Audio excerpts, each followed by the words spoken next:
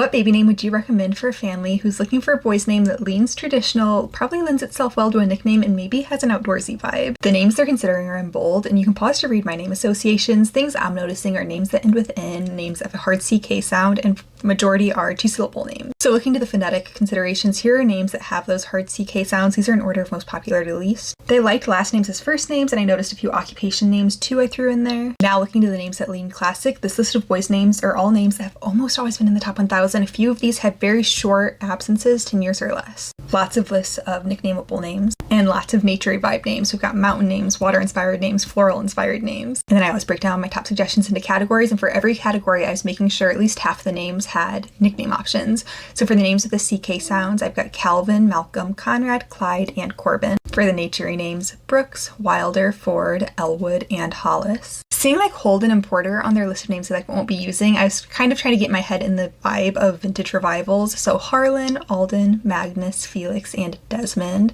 Then really focusing on nicknames, Maxwell, Callum, Bennett, Beckett, and Parker. With Gus, Reed, and Clark, I wanted to include a few one-syllable options. So Graham, I know in other parts of the world that's 2 syllables, but here it's 1. Heath, Pierce, Dean, and Ace. And their list as a whole gave like subtle cowboy to me. It wasn't like in-your-face cowboy names, but just like a little bit of that energy. So other names that I felt like fit in there were Monty, Tucker, Dawson, Foster, and Lawson. Honorable mentions were Titus, Dane, Adler, Killian, Evander, Lachlan, and Landon. I would love to know what names you would suggest. I hope everyone's having a good day.